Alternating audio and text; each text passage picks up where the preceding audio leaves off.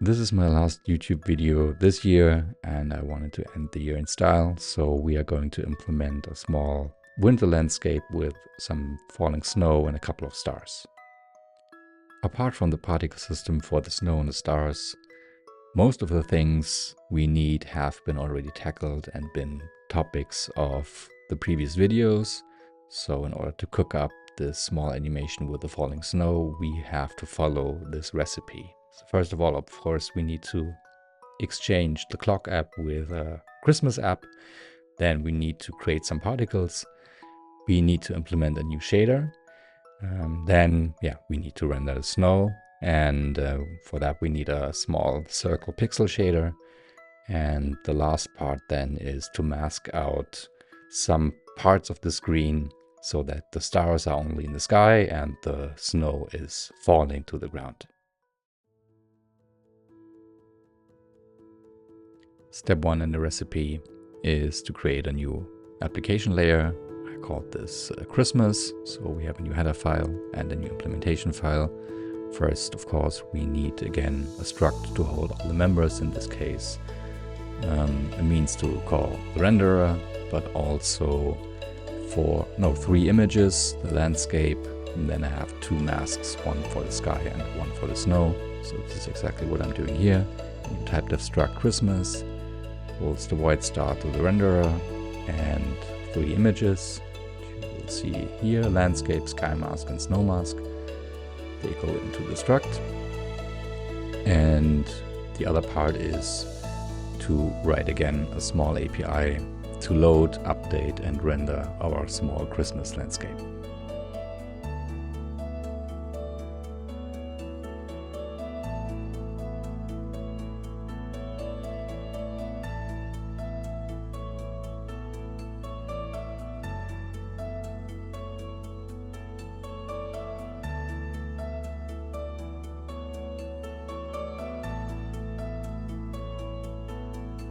The implementation of this API is analog to what we already did in the clock app. So the load Christmas function loads in the images and uploads them to the GPU, and the render Christmas function for now renders the landscape.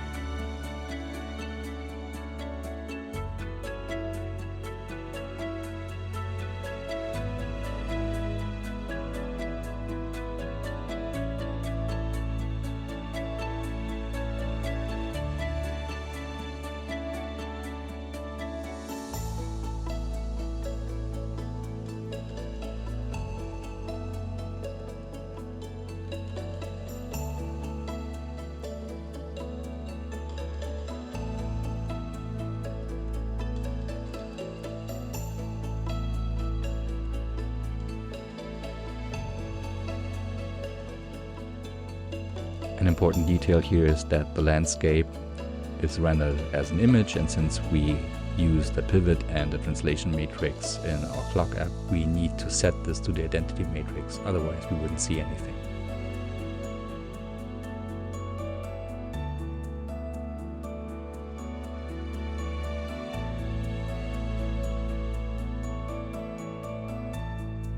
Now that we have a replacement for the clock app, we are now including the Christmas CPP file here and change clock app to Christmas, assign the renderer, and change the update and render functions as well.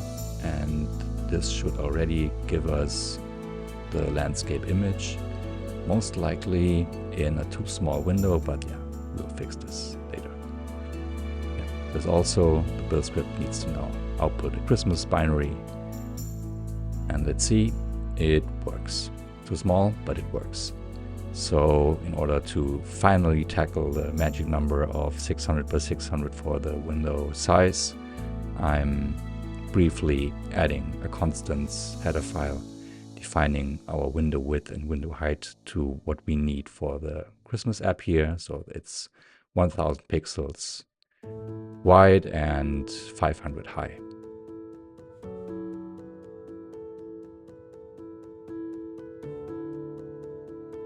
From what I remember, these numbers were used in the window creation, so we need to have a window which is big enough. This has been changed here, and we also need to change it in the renderer. So the renderer itself needs to have a bigger render frame. And what we also need to change is the projection matrix so that, yeah, the incoming geometry is mapped to the correct position inside of the frame. So crazy but true, now we have everything in place and the landscape is rendered in its full size into a fitting window. So after that, we need to tackle particles. Particle is, well, a very small thing. It has a position, it has a speed and a size in our case. So if you want to be more physically correct, it can also have a math and other physical properties, but for what we want to achieve today, this is good enough. And the Christmas app now will create a certain number of particles. I'm opting for 1000 at this point, and now I'm going to allocate 1000 particles on the heap. What now is missing is a means to transfer these particles to the renderer. So that again means we need to add an API to our platform services from upload particles, which takes in the renderer, the particles and the number of particles. And inside of the renderer, we need to create a buffer holding all of them so that we can push them to the GPU.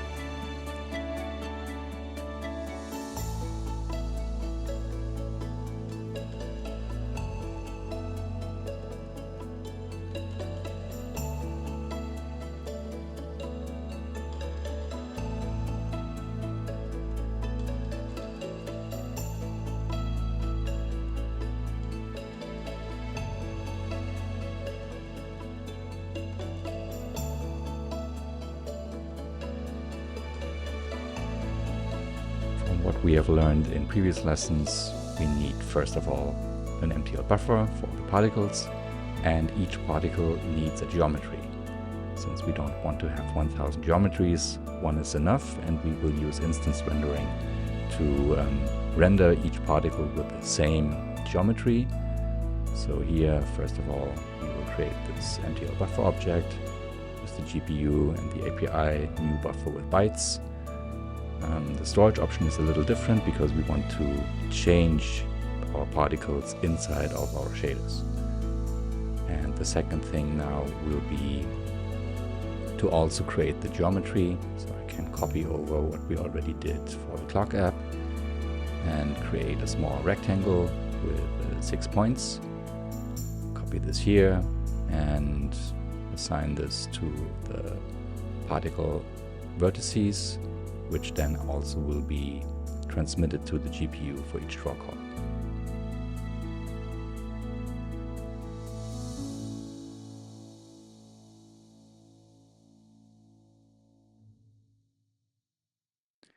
Now we can use the upload particles function to send the particles over to our renderer, and then we need to take care of 2 different rendering modes. So at the moment our renderer supports rendering images. We need a second one. We want to also be able to render particles. So that means we need a new set of shaders, and that can be achieved by having a different render state. So now I have changed the render state we had into render state image, and here we create a new one, render state particle. And the main difference and the only difference is that it will reference 2 different functions for the vertex and the fragment stage.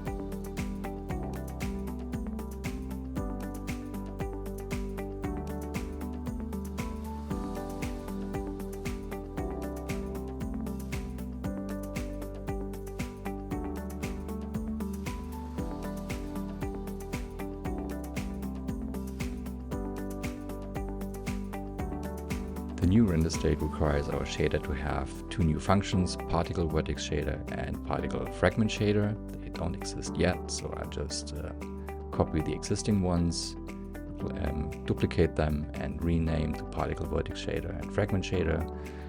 Move out everything we don't really need at this point. Same for the particle fragment shader. There is no input texture here, and the output color is a solid white for now. We'll change this in a short moment.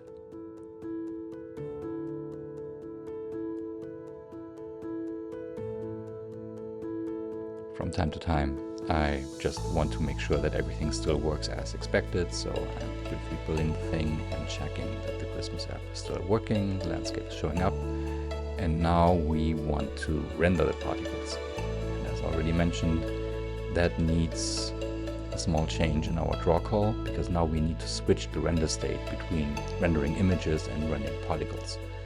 So first I implement this public API, again casting the incoming renderer to the main renderer and call the render particles function, and analog to the render image function, this will put a new draw call in our small list of draw calls, and it also needs to put in some kind of an information which render state to use.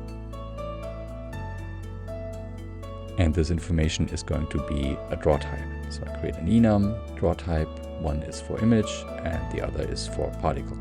So that means whenever we call a render function, be it image or particles, we will set this type to one of these two. And then in the render function itself, we can switch between the image render state and the particle render state.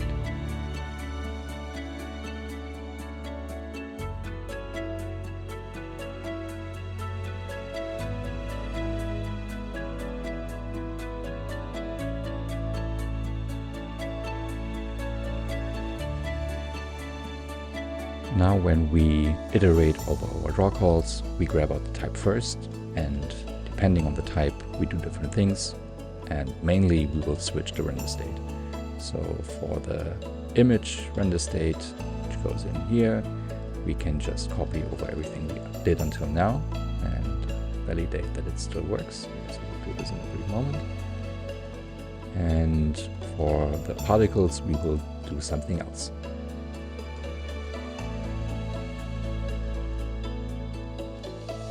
Rendering particles means now that the command encoder gets a different render pipeline state, the particle state, and now we need to send in the geometry. That's our particle vertices. We're not using a buffer object here because it's very small, and it's sufficient to do this with this set vertex bytes. So the size is 1 vertex input multiplied by 6. And the vertex buffer, in our case here for the particles, is the particle buffer holding the 1000 particles.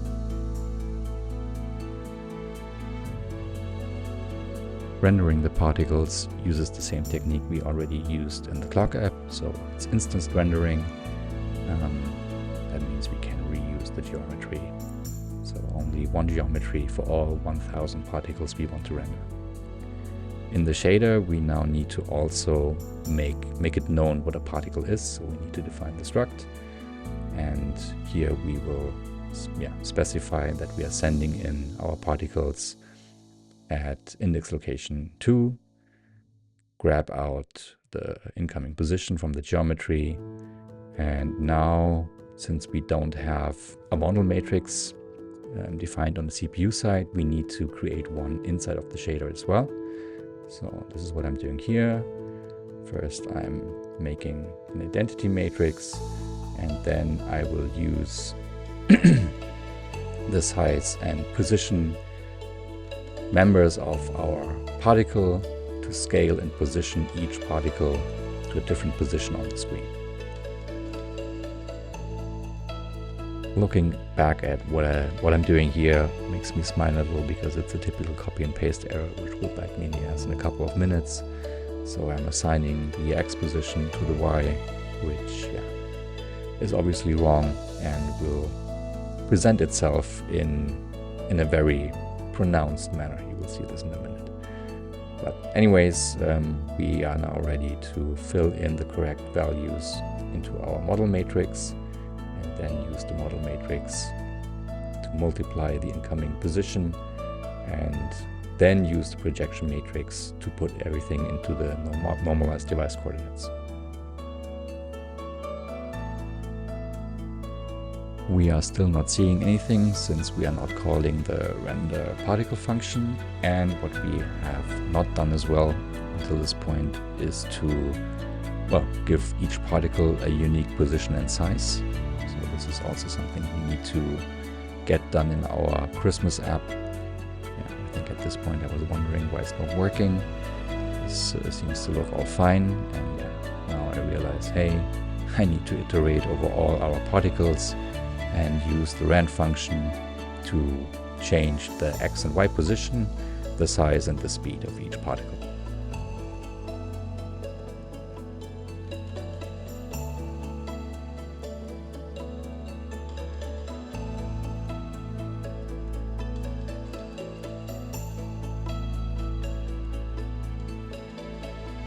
Since the rand function only returns integer values, but we want to have something which is a bit more precise, like floating point values, I use higher numbers for the modulo operation and then divide everything by 10 before I assign this to the floating point values for x, y, speed and size.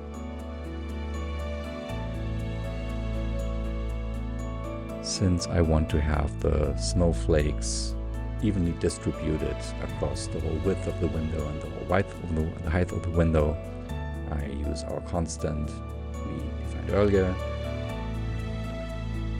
Yeah, this just initializes the randomization. And here you see the problem I mentioned earlier. So that's because we have assigned the x value to both x and y for the model matrix.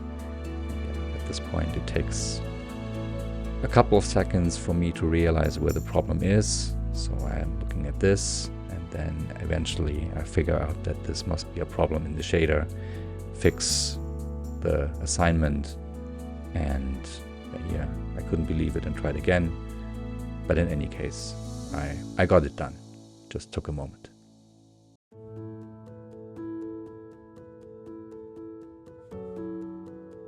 So finally I realized where the problem is, and now we will see that we have randomly distributed particles rendered across the whole screen. So what we want is not to have these ugly rectangles, but instead we want to have these round circles for each snowflake. So yeah, there's a small trick to do this inside of the particle fragment shader. So since we have the UV coordinates, we can basically determine the radius of a circle, and if the current position is outside of this radius, it's just not rendered because the alpha channel is 0. Now we are very close to being finished, so the last step is to use our snow and sky mask. And what these two things should do is, we first of all want to have certain particles which act as stars and not as snowflakes, and they obviously should only be visible in the sky of the landscape. And for the snow mask, what we want to achieve is that the snow is falling down, and when it hits the ground it stays in the same spot until it gets respawned. The masking technique I want to use here is as follows.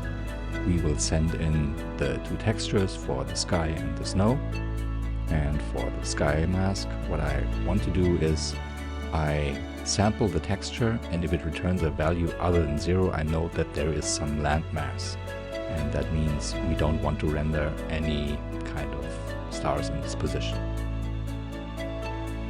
For this whole thing to work, what we need to do is to change the API and also pass in snow and sky mask. So this is what I'm doing here, and assign the texture IDs of these two.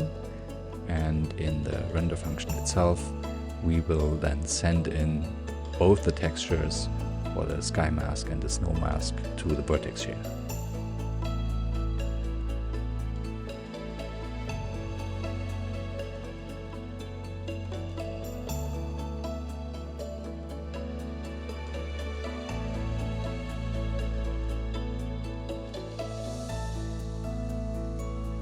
Other than in the clock app, now the vertex shader receives the textures. So here we have the snow mask and the sky mask on index positions 0 and 1, and that also means we need to change it in the render function here. So we grab out the MTL texture with the information from our draw call and pass them into the command encoder, which then means they will be available in our vertex shader.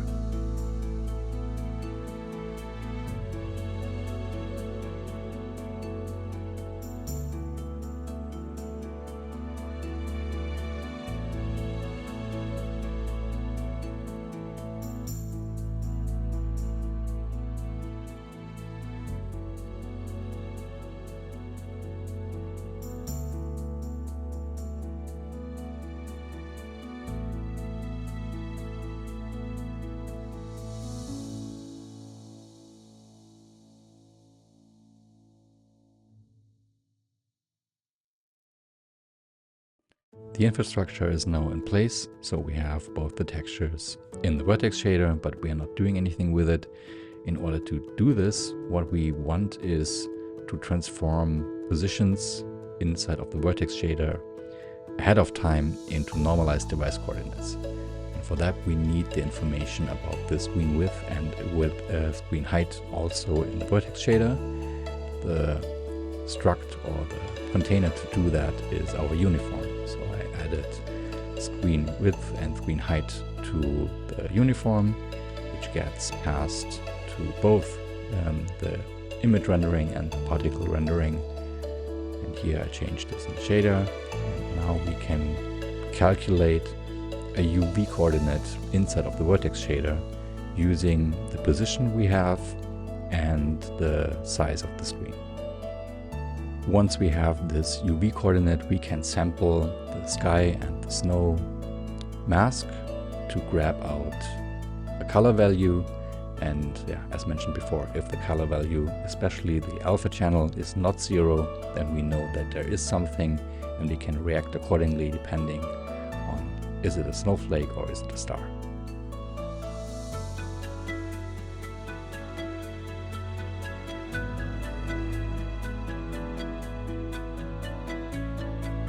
At this point we only have snow, but in a moment I will just change this. So we'll divide this in the sense that we will have like 900 snowflakes and 100 stars. That means I duplicate the for loop to iterate over snowflakes in this case, and then over stars here. And the main difference is the stars are immobile, so they don't have any speed.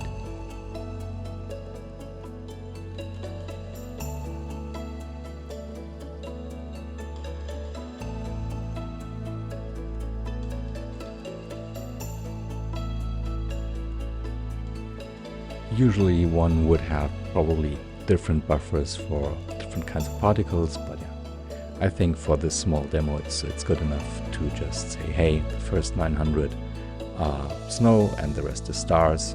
So yeah, I will just color them accordingly so that we have a visual representation of what we wanted to achieve. So the snow is white and our stars are going to be yellow. And in the fragment shader, we will just use the incoming color to render either snow or stars. Clearly masking out the sky is not working at this point, so this is exactly what I'm doing now. I will add an if statement inside of our stars rendering, asking, hey, is there a value for the alpha, and if it is, then we set the alpha output channel for the color to 0, which prevents any stars to be rendered inside of the landscape. For our snow, we grab out the Y position and change it. So now for every frame we draw, we will increase the Y, and that should lead to the snow falling down. The final step in our recipe is to make the snow fall down to the ground and stay on the ground. And for that I use the snow mask. So if the snow alpha is not 0, we set the speed to 0, and then our snowflakes fall down and stop moving.